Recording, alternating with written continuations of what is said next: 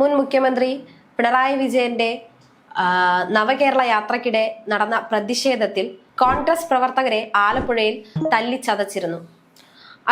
അതിപ്പോൾ വധശ്രമമാണെന്ന് ഗൺമാന്മാർക്കെതിരെ വധശ്രമ കേസ് ചുമത്തിക്കൊണ്ട് കോടതിയിൽ ഹർജി പോയിട്ടുണ്ട് SITയുടെ. അറിഞ്ഞായിരുന്നില്ലേ? അതായത് ഇത് തുടക്കം മുതലേ എന്തുകൊണ്ട് രക്ഷാപ്രവർത്തനം എന്ന് സൂചിപ്പിച്ചു എന്ന് ആദ്യം മുതൽ ചോദിക്കണം. കാരണം മുഖ്യമന്ത്രിയുടെ മുന്നിലിട്ടാണ് ഇതുപോലെ യൂത്ത് കോൺഗ്രസ് പ്രവർത്തകരെ ഇവരുടെ ഗൺമാൻ, അതായത് ബന്ദോബസ്തിന് നിന്ന പോലീസിനെ മറികടന്നാണ് വാനിൽ നിന്നും ഇറങ്ങി യൂത്ത് കോൺഗ്രസ് പ്രവർത്തകരെ തലയ്ക്കും ശരീരത്തിൽ ഈ സുരക്ഷാ പ്രവർത്തകർ അല്ലെങ്കിൽ ഗൺമാന്മാർ പ്രഹരമേൽപ്പിക്കുന്നത്. അതിൽ പ്രധാനമായിട്ട് ഇവർ ഫോക്കസ് ചെയ്തത് എന്താണെന്ന് വെച്ചാൽ തോളിന് മേളിൽ അല്ലെങ്കിൽ തലയ്ക്ക്, അതായത് നമ്മുടെ ഇപ്പോഴത്തെ ആലപ്പുഴ MLA ആയ AD തോമസിന്റെ തലയ്ക്ക് ഉൾപ്പെടെ പരിക്കേറ്റിരുന്നു, മാരകമായ പരിക്കേറ്റിരുന്നു. അപ്പോഴൊന്നും ഈ മർദ്ദനത്തിനെതിരെ പരാതി കൊടുത്തിട്ട് പോലീസ് എവിടെയും സ്വീകരിച്ചിരുന്നില്ല, അല്ലെങ്കിൽ ആ ഒരു കേസുമായി പോയിട്ട് ഒരു നീക്കുപോക്കും ഉണ്ടായില്ല. പതുക്കെ കാലചക്രം കറങ്ങി പന്ത് UDFന്റെ കാലിലെത്തിയിരിക്കുന്നു. അതായത് അദ്ദേഹം ഇപ്പോൾ MLA ആണ്, UDF സർക്കാരാണ് ഭരിക്കുന്നത്. ആ ഒരു UDF സർക്കാരിൻ്റെ ആദ്യത്തെ അജണ്ട എന്നുള്ളത് നവകേരള മാർച്ചിനിടെ ഉണ്ടായ അല്ലെങ്കിൽ ആ ഒരു രക്ഷാപ്രവർത്തനം, അതിനെക്കുറിച്ച് അന്വേഷണം നടത്തണമെന്നായിരുന്നു. പ്രധാന സ്പെഷ്യൽ ഇൻവെസ്റ്റിഗേഷൻ ടീം ഉണ്ടാക്കി P. ഷൗക്കത്ത് എന്ന സമർത്ഥനായ ഉദ്യോഗസ്ഥന്റെ നേതൃത്വത്തിലാണ് ഇതുപോലെ ഒരു അന്വേഷണം രൂപം നൽകിയത്. 15 ദിവസത്തിനുള്ളിൽ ചാർജ് ഷീറ്റ് സമർപ്പിക്കണമെന്നായിരുന്നു ഈ ഒരു നിർദ്ദേശം. അദ്ദേഹം ആ 15 ദിവസത്തിനുള്ളിൽ റെക്കോർഡ് വേഗത്തിൽ അത് സമർപ്പിക്കുകയും ചെയ്തു. തുടർന്ന് ഈ സുരക്ഷാ ഉദ്യോഗസ്ഥർ കോടതിയിലേക്ക് മുൻകൂർ ഹർജിയുമായിട്ട് വരികയാണ്. തങ്ങളുടെ പ്രൊഫഷന് അല്ലെങ്കിൽ ആ ഒരു കരിയറിന് ബുദ്ധിമുട്ടായിരിക്കും, അല്ലെങ്കിൽ ബ്ലാക്ക് മാർക്ക് വീഴും, ബുദ്ധിമുട്ടായിരിക്കും, അതൊരു ഞങ്ങളെ അറസ്റ്റ് ചെയ്ത് വിടണം എന്നുള്ള ഹർജി എല്ലാം നൽകി. അപ്പോഴൊന്നും ഇവർ കരുതിയിരുന്നില്ല ഒരു പക്ഷേ രാജാവിന് വേണ്ടി ജനങ്ങളെ തല്ലിച്ചതച്ച കിങ്കരന്മാർക്ക് കാലം മറുപടി കൊടുക്കും എന്നുള്ള ഒരു കാര്യം, അല്ലെങ്കിൽ ആ ഒരു കാലത്തിന്റെ കാവ്യനീതി നടപ്പിലാകുമെന്ന് ഇവർ ഒരു പക്ഷേ കരുതി കാണില്ല. ഭരണം മാറുന്ന ഒരു സാഹചര്യത്തിൽ ഈ പോലീസുകാർക്കെതിരെ വൻ പ്രതിഷേധമായിരുന്നു. ഇപ്പൊ ഈ പ്രദീപ് അല്ലെങ്കിൽ അനിൽകുമാർ പോലെയുള്ള പോലീസുകാർക്കെതിരെ ഈ വൻ പ്രതിഷേധം ഉണ്ടായിട്ടുണ്ട്. അതൊന്നും ഇവർ കണ്ടില്ലെന്ന് ഉള്ള ഒരു ഭാവമായിരുന്നു. അതായത് ഇവർ തൊടാൻ ധൈര്യമുണ്ടെങ്കിൽ വാടാൻ ഞങ്ങൾ ഇവിടെ തന്നെ ഉണ്ടാകും എന്ന് നെഞ്ചുറപ്പോടെ പറഞ്ഞവർ ഇന്ന് കോടതിയുടെ മുന്നിൽ കീഴടങ്ങാനുള്ള ഒരു ശ്രമത്തിലാണ്. അല്ലെങ്കിൽ അത് മാത്രമല്ല, കോടതിയുടെ ദയാവായ്പിനായി അവർ കാത്തിരിക്കുകയാണ്. ഞങ്ങളെ വെറുതെ വിടണം, ഞങ്ങൾക്ക് അങ്ങനെയൊന്നും സംഭവിച്ചിട്ടില്ല, അല്ലെങ്കിൽ അങ്ങനെയൊന്നും ഒരു മർദ്ദനം ഉണ്ടായിട്ടില്ല എന്നുള്ളത്.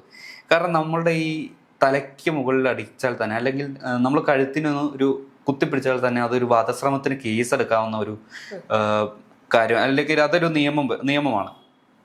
ആ ഒരു നിയമം മുന്നിൽ നിൽക്കുകയാണ് ഇവരെ പരമാവധി, അതായത് LDF സർക്കാർ ഇവരെ പരമാവധി അങ്ങ് സപ്പോർട്ട് ചെയ്ത്, അല്ലെങ്കിൽ അവരെ ആ ഒരു സമയത്ത് നടത്തിയ ഒരു അന്വേഷണം അട്ടിമറിച്ച് ഇവരെ രക്ഷപ്പെടുത്തിയത്.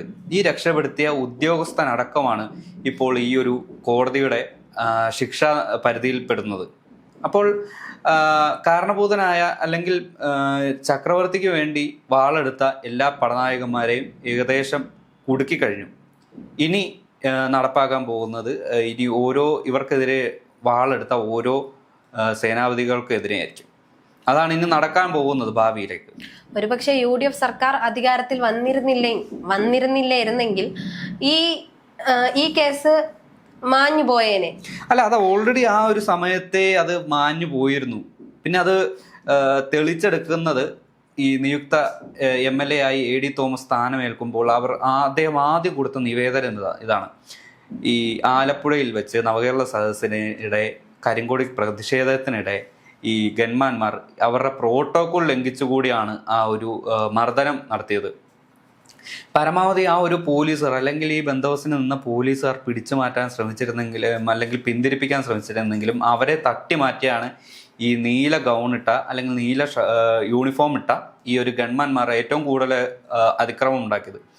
ആലപ്പുഴയിൽ മാത്രമല്ല, ഇവർ കോട്ടയത്ത് മാധ്യമ പ്രവർത്തകർക്കെതിരെയും ഈ ഒരു മർദ്ദനമുറകൾ എടുത്തിരുന്നു. പക്ഷേ ഇവരെ ഒന്നും ആരും തൊടില്ല എന്നുള്ളൊരു ഓവർ കോൺഫിഡൻസിൽ ആ ഒരു കണ്ണൂർ അല്ലെങ്കിൽ കാസർഗോഡ് മുതൽ കേരളത്തിൻ്റെ തലസ്ഥാനം വരെ ഈ ഒരു അതിക്രമം തുടർന്നു എന്നുള്ളതാണ്. അപ്പോൾ ഈ തുടർന്നതിൻ്റെ എല്ലാം മൂലകാരണം പിണറായി വിജയൻ മുഖ്യമന്ത്രിയായി അധികാരത്തിലുണ്ടായിരുന്നു എന്നുള്ളതാണ്. ഇപ്പോൾ അദ്ദേഹം മുഖ്യമന്ത്രിയല്ല, പ്രതിപക്ഷ നേതാവാണ്. എത്ര കാലം പ്രതിപക്ഷ നേതാവായിരിക്കും എന്ന് നമുക്കൊരു പിടിയുമില്ല.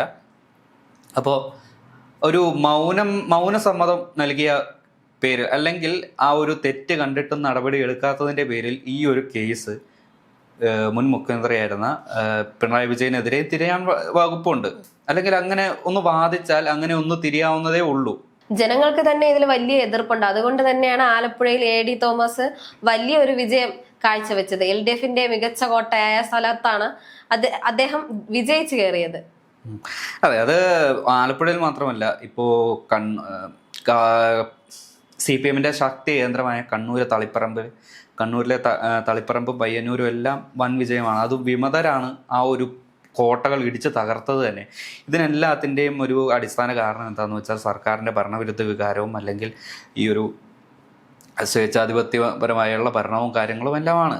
കണ്ണൂരിലെ പാർട്ടി കോട്ടകളായ തലശ്ശേരി, പയ്യന്നൂർ പോലുള്ള സ്ഥലങ്ങളിൽ വിമതർ ജയിച്ചു കയറിയപ്പോൾ, അതായത് അവിടെ കാലാകാലങ്ങളായി ആ ഒരു അടക്കി വാഴുന്ന ആ ഒരു നേതാക്കൾ നിലംപരിശാകുമായിരുന്നു. കാരണം ഇതിനെല്ലാം പാർട്ടിക്കുള്ളിൽ നിന്ന് തന്നെ വിഭജനം ഉണ്ടായിട്ടുണ്ട്. അല്ലെങ്കിൽ തങ്ങൾ പറയുന്ന അല്ലെങ്കിൽ പാർട്ടി ഘടകങ്ങളിൽ ഇവരുടേതായിട്ടുള്ള ഒരു സ്ഥാനം നൽകാത്തതുകൊണ്ട് അവരുടേതായിട്ടുള്ള ഒരു അസംതൃപ്തി, ആ ഒരു അസംതൃപ്തിയാണ് ഈ കണ്ണൂർ, ആലപ്പുഴ അല്ലെങ്കിൽ കേരളത്തിലുടനീളം ഈ ഒരു വിമതരും അല്ലെങ്കിൽ UDF സ്ഥാനാർത്ഥികളും ഏറ്റവും കൂടുതൽ വമ്പൻ ഭൂരിപക്ഷം നേടി അധികാരത്തിലേറിയത്.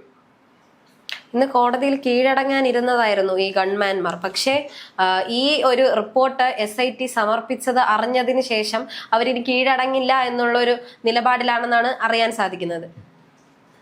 അവർ ഓടുവാണെങ്കിൽ അവിടം വരെ ഓടും. കേരള പോലീസ് എന്ന് പറഞ്ഞാൽ ഇനി ഇപ്പോൾ അവർക്കിനി ആരെയും ഭയപ്പെടേണ്ട ആവശ്യമില്ലല്ലോ കേരള പോലീസിന്. ഇപ്പോൾ അവർ ഓൾറെഡി സസ്പെൻഷനിലും കൂടിയാണ്. സസ്പെൻഷനിലായ ഉദ്യോഗസ്ഥരെ സംരക്ഷിക്കാൻ കേരള പോലീസ് തയ്യാറാകുമെന്ന് തോന്നുന്നില്ല. അപ്പോൾ ഉടനെ, അതായത് ഇനി മുൻകൂർ ജാമ്യം നേടി കോടതിയിൽ എത്തുന്നതിന് മുമ്പ് തന്നെ അവർക്ക് പിടിവീണ് ഈ വധശ്രമത്തിനടക്കം ഇവർ അഴി എണ്ണുകയും ചെയ്യും. ആ ഒരു സമയത്തും ഇവർ കരുതണമായിരുന്നു. അതായത് പോലീസ് എന്നത് ജനങ്ങളെ സംരക്ഷിക്കാനാണ്, അല്ലാതെ ഈ പാർട്ടി നേതാക്കൾക്ക് വേണ്ടി ജനങ്ങളുടെ തലയടിച്ച് പൊളിക്കാനല്ല എന്നുള്ളത്.